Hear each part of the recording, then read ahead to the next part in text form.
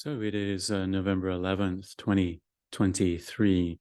I'm recording this from London, close to the Thames River. And this reflection is on the question,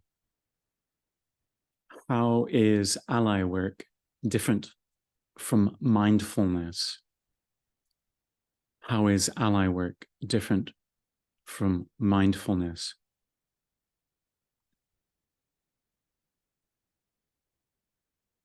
So first, I want to briefly touch on my relationship to mindfulness. My contemplative studies began with Buddhism. Much later on, I entered the world of mindfulness professionally. So to put it simply, we can understand one way of understanding mindfulness is a distillation of practices from the Buddhist wisdom tradition. Now, more broadly, we can understand mindfulness as a global phenomenon that appears throughout contemplative traditions. But there has been particular practice forms refined in the Buddhist tradition, which is essentially what Jon Kabat-Zinn did at the University of Massachusetts Medical School in refining his Buddhist practice into a form that could support patients who were recovering from serious medical conditions. That was in 1979, and over the next 10, 20 years, there was a very slow, gradual recognition of mindfulness through research circles, through scientific research circles. As it started to hit the 1990s, that growth in research and study of mindfulness from a scientific perspective up to this date, that went into an exponential curve. You can see visual graphs of this, and perhaps I'll link to that in the notes of this video. So I came into mindfulness professionally around 2013. I did a little work before then, but around 2013, particularly in mindfulness education, was one of the first 3 employees at the nonprofit Peace in Schools, which was the first nonprofit organization in the United States to partner with the public school system to create 4-credit mindfulness courses, semester-long, year-long, in public high schools, again, for credit. So making the practices of mindfulness, the power of mindfulness, accessible as part of a standard education in public high schools. Okay.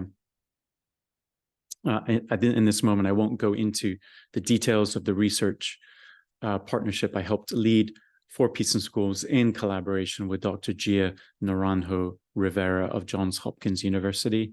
We did a very groundbreaking study around studying mindfulness and trauma in high schools through the lens of ACEs, adverse childhood experiences.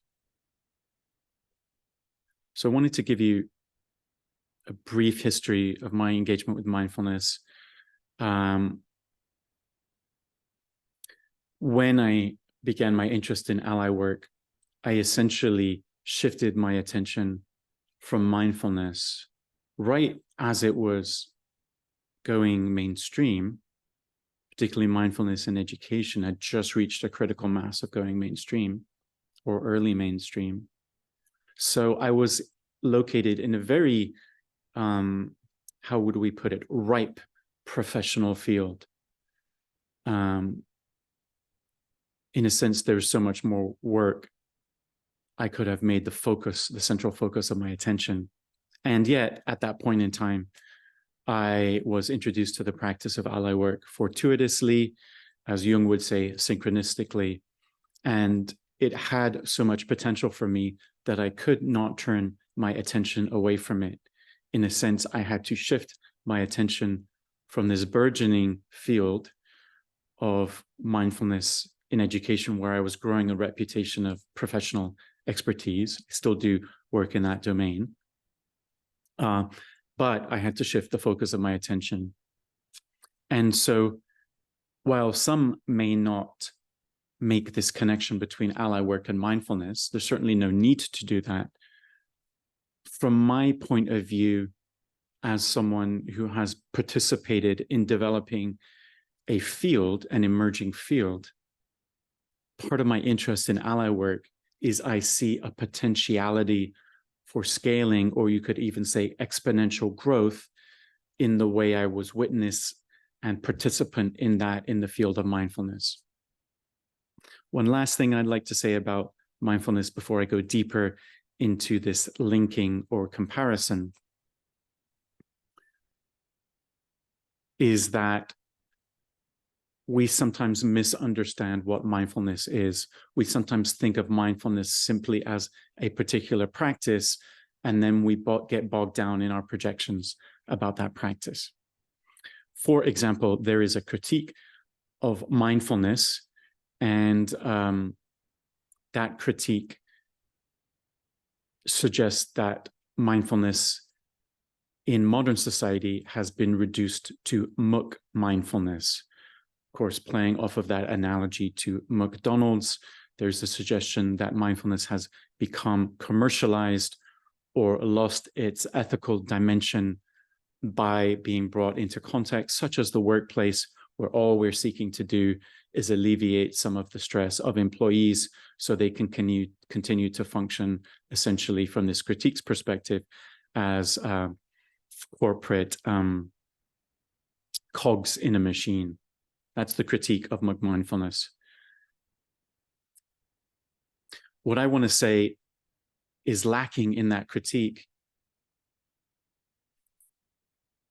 is the perspective presenced and articulated by the great researcher of mindfulness, the Israeli researcher, Dr. Oren Ergas. And it's Orenergas. He was brilliant, absolutely brilliant. And in his published research work, what he presented was, I think, the most brilliant way to understand mindfulness. He said that mindfulness is a discourse. Mindfulness is a discourse. What is a discourse? It's a conversation. It's a shared conversation. So if we think of this field of mindfulness not as a particular way to describe participating in a practice or particular ways of understanding mindfulness from different points of view, if we more broadly see mindfulness as a discourse, it is all of that, and it is what continues to emerge from the shared participatory engagement of all who are in that field of mindfulness. It is not static and fixed by how we identify what mindfulness is, by how we label it or define it. Mindfulness is alive. It is an emergent field which includes the bodies and the consciousnesses of the people participating in it. Okay, so we've established from my point of view how to understand or see mindfulness. I think that's important because when we start to talk about ally work, I want to suggest that ally work can be understood in a similar way. Yes, we can describe it as practices. Yes, we can describe it as our experiences in that practices, as our experiences in those practices. But more broadly, can we see ally work as an emerging field of discourse? I think that's somehow particularly resonant or appropriate when seeing ally work that way, because the practice itself is a practice of discourse or dialogue with what we call the ally.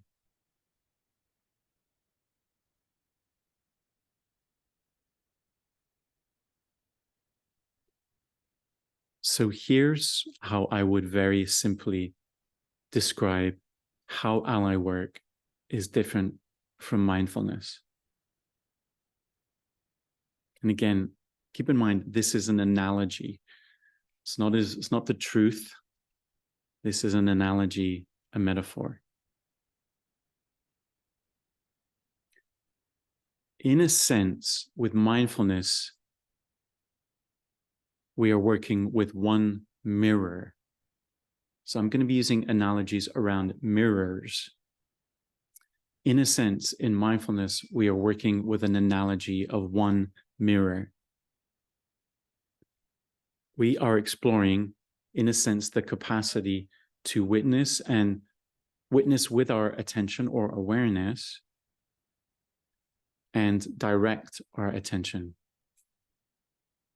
Perhaps I should say, we witness with our awareness and we direct our attention.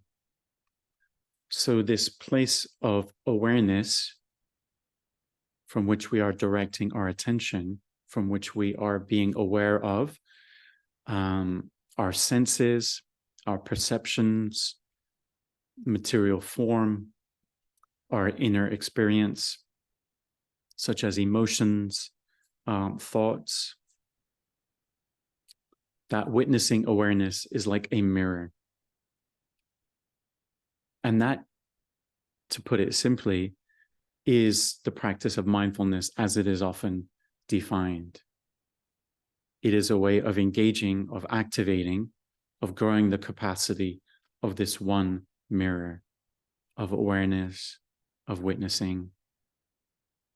We are learning how to rest our attention in that mirror and direct our attention from the clarity of that mirror.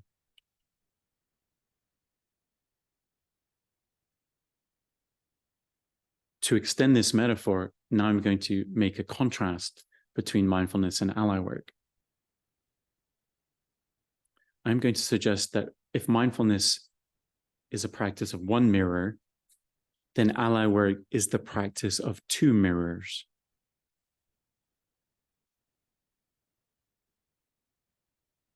If mindfulness is one mirror, ally work is two mirrors. And those two mirrors are very simply the human and the ally. Now I want to step back a moment and just name that these two mirrors are all part of one unity.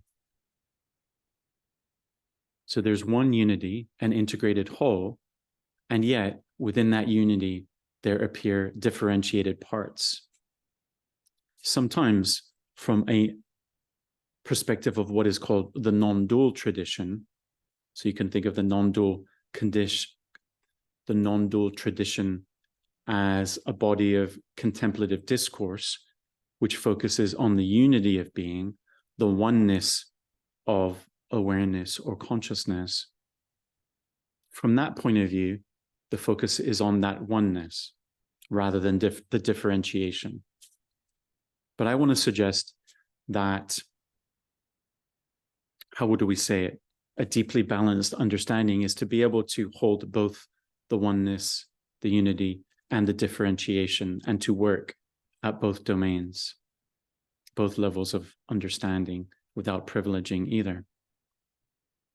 So, taking that as an aside, let us come back to this metaphor of the mindfulness being one mirror, ally work being two mirrors.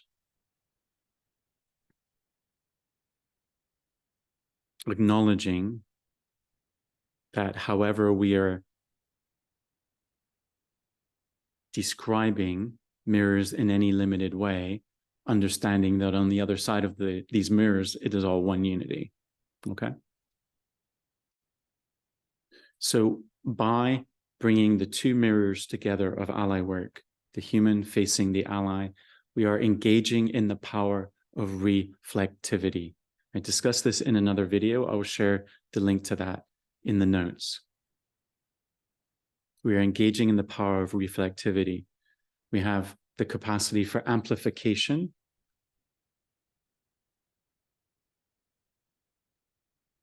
a greater power to emerge through the power of reflectivity. Just as if you and I as two humans were to engage in conversation through the sharing of our points of view, there can be an emergent third. We can refer to that third as a kind of power, shared insight, that emerges through that dialogic process. In the modern West, we have become very narrow in our focus on individuality and forgetting the interconnectedness and the power of relationality or reflectivity. So this is what ally work is activating, the power of the two mirrors rather than just the one mirror of mindfulness. I want to make an analogy to technology. So global communication systems are based on optical networking.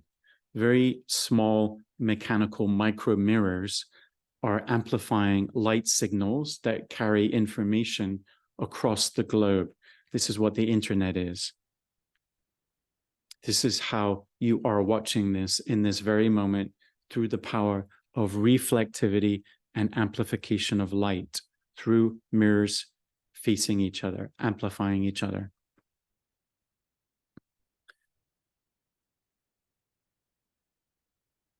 So mirrors and light allow global communication to happen. It's allowed the world to come together to understand each other more deeply, to learn from each other more deeply through this power of communication. By way of analogy, the practice of ally work is a form of optical networking that is the basis for linking individual, discrete, differentiated human presences like you and me. Ally work is a way to link our human presences through reflectivity across time and culture.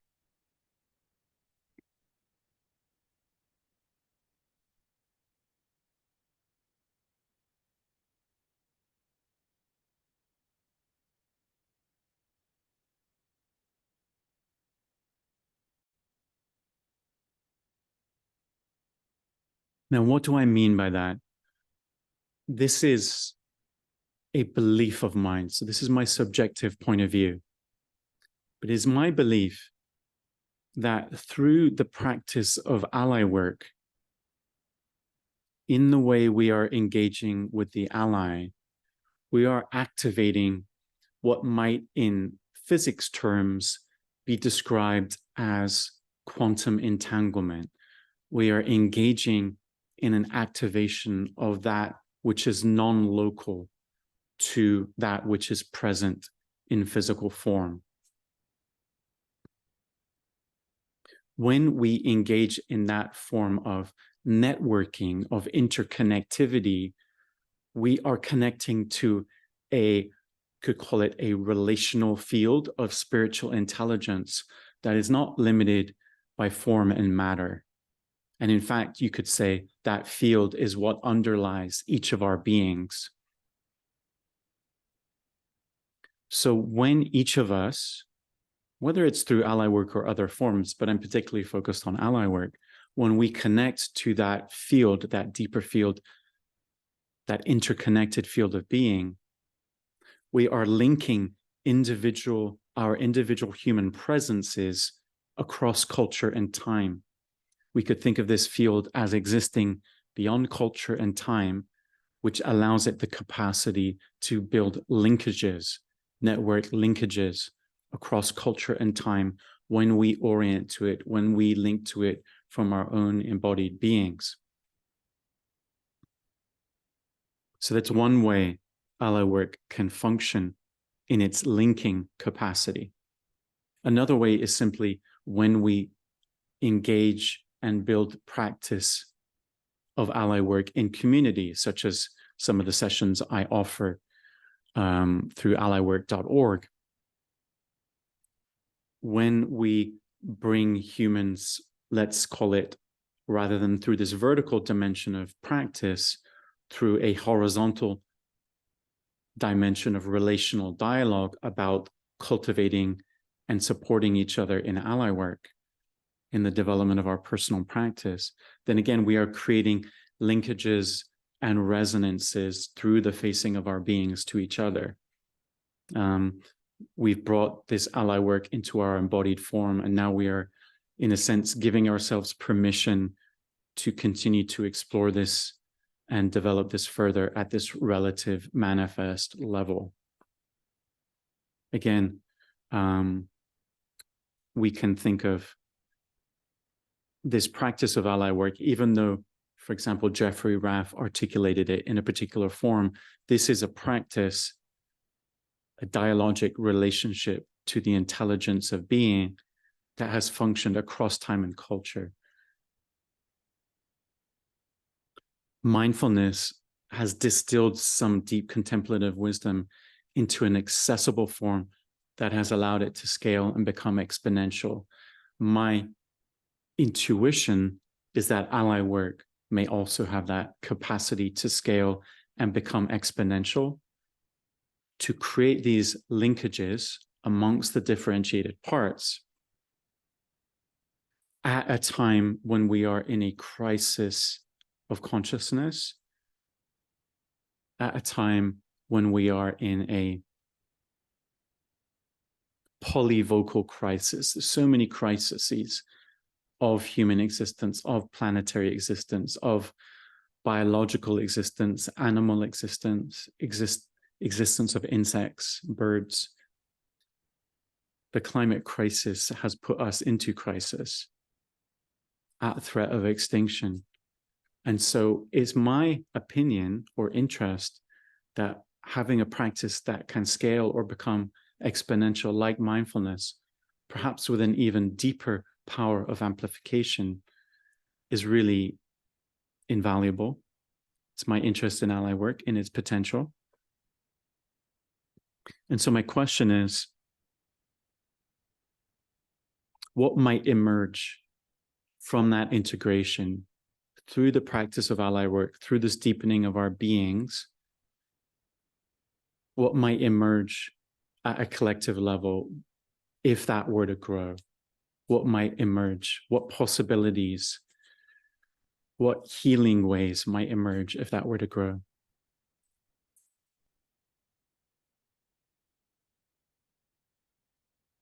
In a sense, I've been touching on some of the complexity, or articulating some of the larger complexities in which ally work takes place.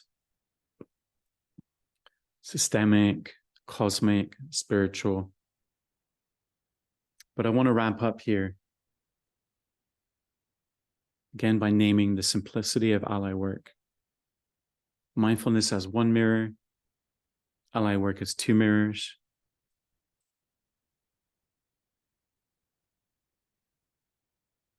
And what might happen if we are to engage a critical mass of human consciousness, of human consciousnesses who are able to access the deep relationality, the deep sense of belonging, the deep sense of love, the deep sense of guidance, the deep sense of purpose, the deep sense of hope, the deep sense of inspiration, and the deep activated movement of interconnectedness that might be supported through the practice of ally work. Thanks for your interest, and thanks for your interest in practice. Wishing you well wherever you are. Thank you.